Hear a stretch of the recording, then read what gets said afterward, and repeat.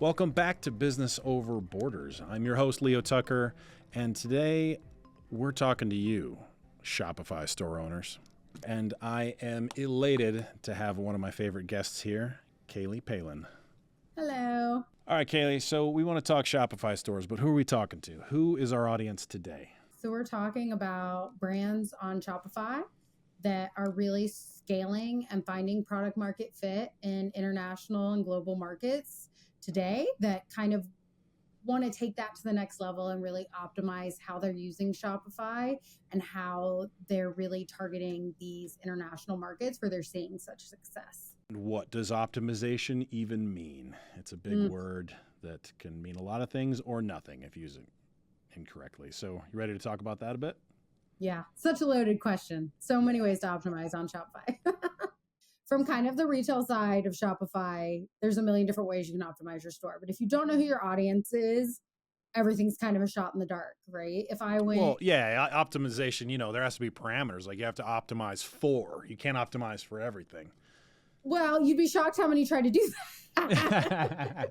All right, let's give me an example. Have you got a big offender that sticks out? Not naming names.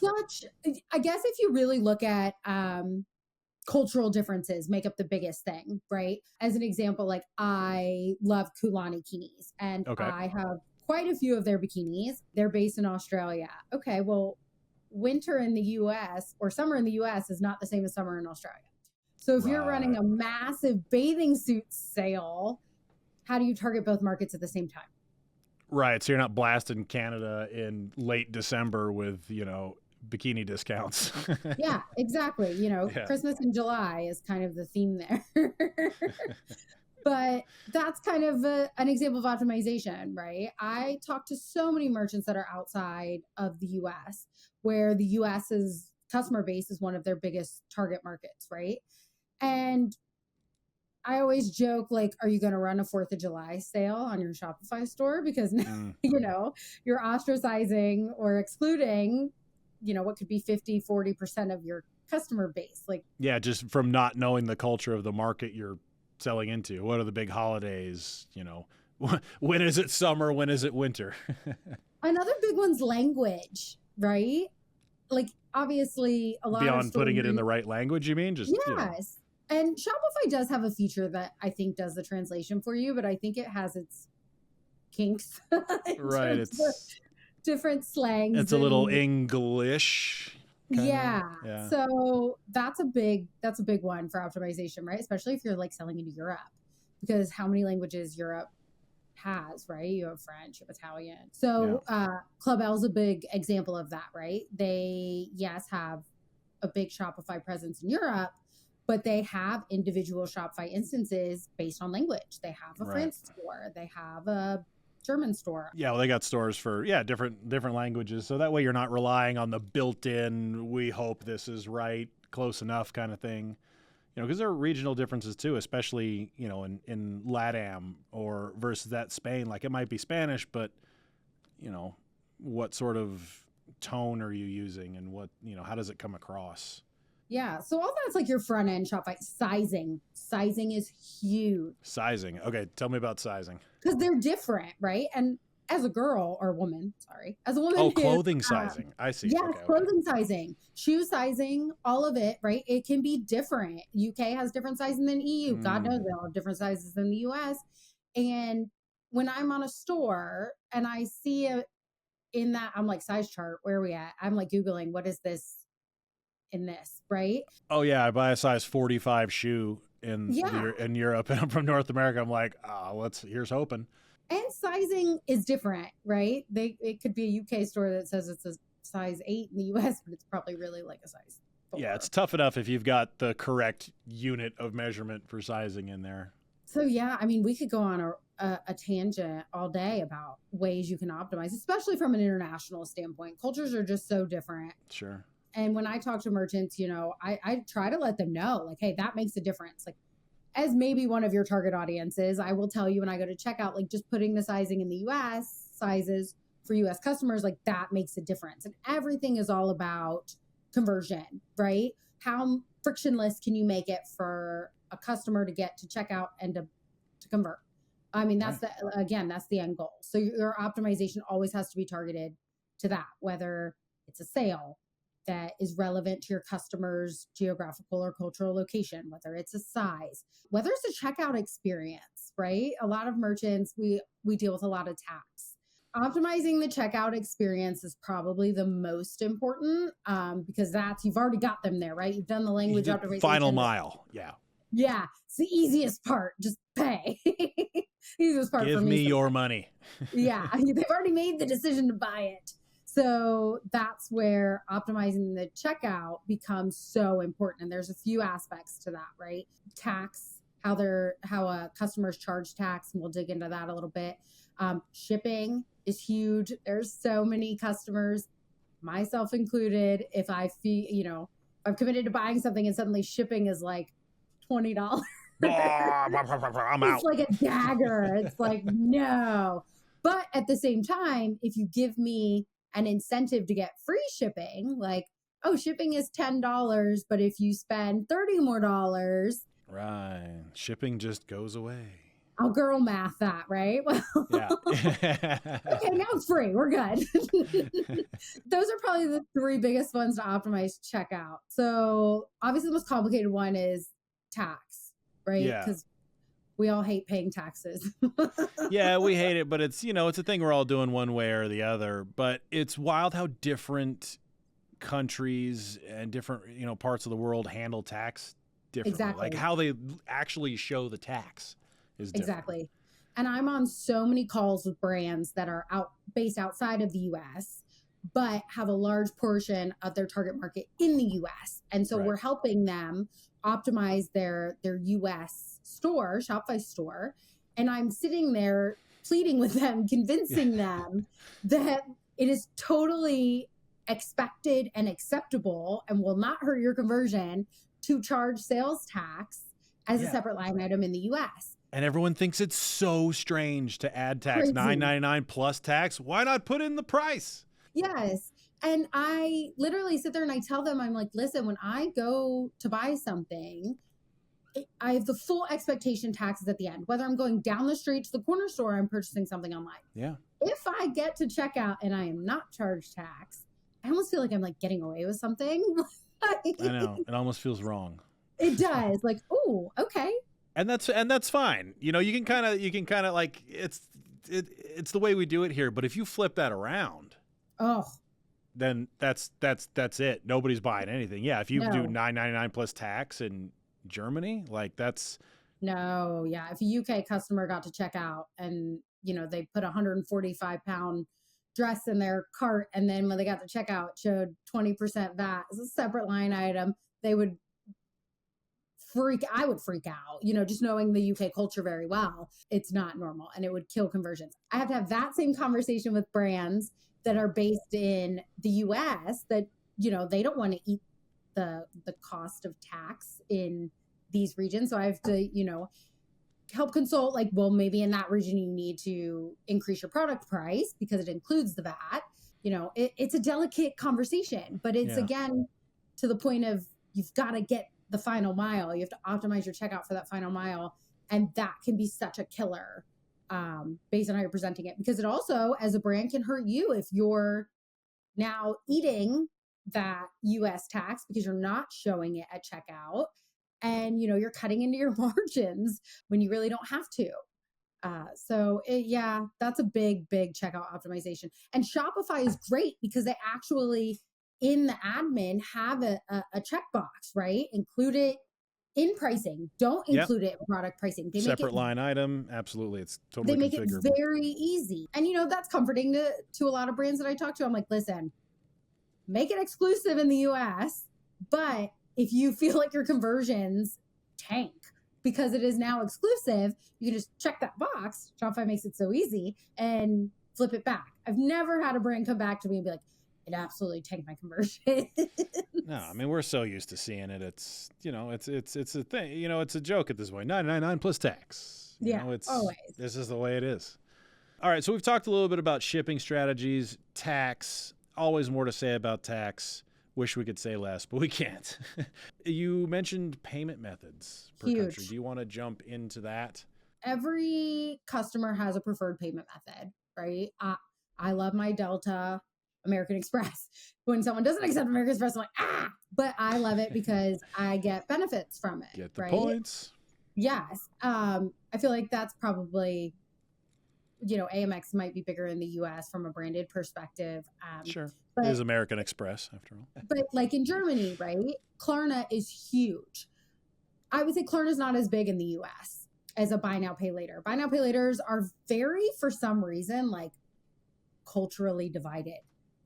It's very odd. Shopify has their own, right? Shop pay installments. Yep. But it's only available to US based merchants.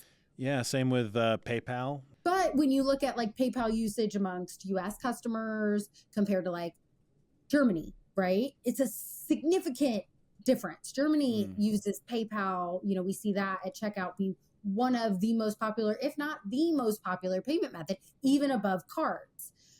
So the cultural difference is crazy. Buy now, pay laters are really crazy because they just really do have such a cultural divide, which kind of sucks, right? US customers like Shop Pay installments because we like Shop Pay. It's very built into our shopping experience all the it's time. built into the ecosystem. So if you're a brand based in the UK, but the majority of your target audience is in the US, you want to offer a US centric payment method like Shop Pay installments, but you don't have access to it because you're a UK based business and Shopify only makes it available to US based customers. Now, there are ways around that, right? There are merchant of record providers such as Reach that can help give brands access to payment methods where their target audiences without them having to jump through all the hoops. So there are solutions out there, but it's important, right? I also have brands all the time come to me. They're like, want to offer Klarna in the US. And I'm like, you can do that. I don't know if you'll see a huge conversion on that. Now, if they were like, hey, our target market's Germany, I'd be like, Klarna, offer Klarna all day. US, take it or leave it. Right? Yeah, you'll get some fraction of folk using it, but there's just a more popular option when it comes to buy now, pay laters in the US. You also have some countries that are like more Visa centric as opposed to MasterCard centric. And then you have Discover's a great example, right? Like that's like US only, I feel like. Yeah, does anybody outside the US use Discover? It's JCB and diners, I think, outside of the US, so it's very different. But Discover is a very US focused card brand. I would deter anyone wanting to sell into the US or the UK or even Australia from writing off Shop Pay as a payment method, right? I mean, we have some brands that, Reach works with where Shop Pay takes up 50% plus of their checkout. I know if Shop Pay isn't offered at checkout, I don't want to dig into my card to like find my card and put in my card number. Shop Pay makes it very easy. They also make it very easy to not second guess, right? The faster I can get through checkout. Right. Just take my money. Yes. Without, taking the 5-minute walk to go get my card and type it in to really be like, do I really need this? Shop Pay's like, yes, you really need this. Here you go. I can't even count how many times I have not bought something just because I had to type in my credit card. Right.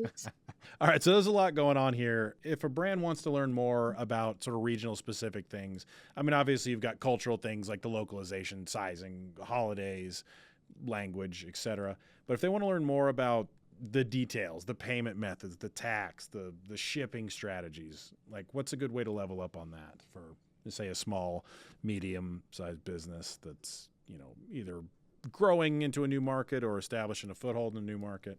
Yeah, I mean, there's a lot of options out there. There are, a lot of ways to go about it. We mentioned in the beginning, there's a lot of agencies that focus exclusively on optimizing your Shopify because, where it starts, the language and the stuff like that, right? That's a big decision on how you want to optimize your Shopify setup because Shopify has a lot of great options, right? They have local expansion stores that brands can run. So they really, really get that targeted, optimized experience. Yeah. And that's kind of where that comes into, right? We mentioned Club L has quite a few stores. Kulani Kinis does have quite a few Shopify instances as well that, Shopify Plus has the capability of doing. And it's a great, great, great feature. And it really takes a brand to its next level when going, globally. So that's kind of the first layer of optimization. The second one is really getting into the nitty gritty of payment methods, tax, shipping strategies, payment processing strategies, things like that. And that's where players like, obviously, like Reach come in and really take that merchant from, yes, we've got the customer here, let's get them across the line, let's give them what they want from, the checkout experience. And that's where, again, players like Reach come in, and we partner with our brands to really give them the tools and the knowledge and, the ease of being able to do that without them going and setting up, a fully operational US entity and a fully operational UK entity and a fully operational Australia entity, and having, to figure out all the nuances of people there. And which is a bummer. And it's expensive. Yeah. It's like, hey, we can do this all ourselves. We can build this mountain from the bottom up, or we can just buy a mountain.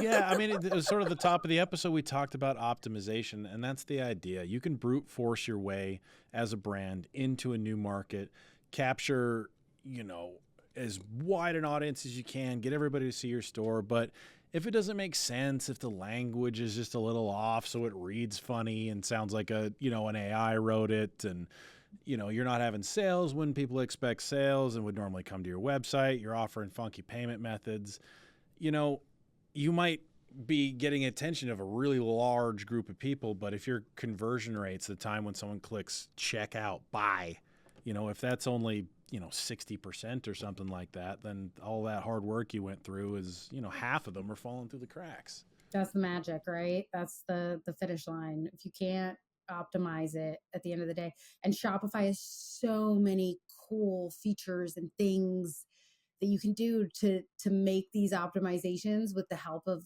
local experts like me and free. That's probably the most feedback I get. Like I said, I put my customer hat on, like my shopping girl hat on all the time when I talk to brands, because they really want to know what gets you across that finish line, right? And I think part of it's just because you really like shopping, but that's me. I love shopping.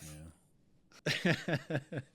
But the feedback I get is that every brand that I've worked with excels, right? It really does make a difference. Or we have a lot of case studies on our website about conversion rates. Aussie Bum is on there, Showpo is on there, really taking that next level, upwards of like 20-30% increase in conversion by just making some simple tweaks to that optimized checkout to local audiences. It's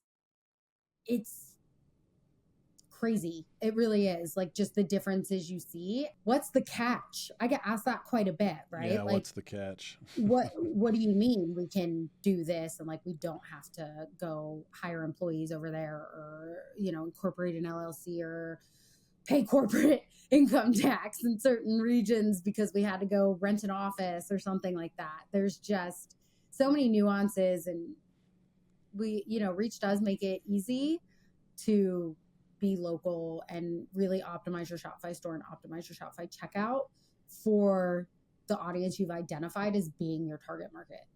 We covered a whole lot in the general topic of Shopify optimizations. I mean, you've got, the simplest one to grab is use something like Shop Pay.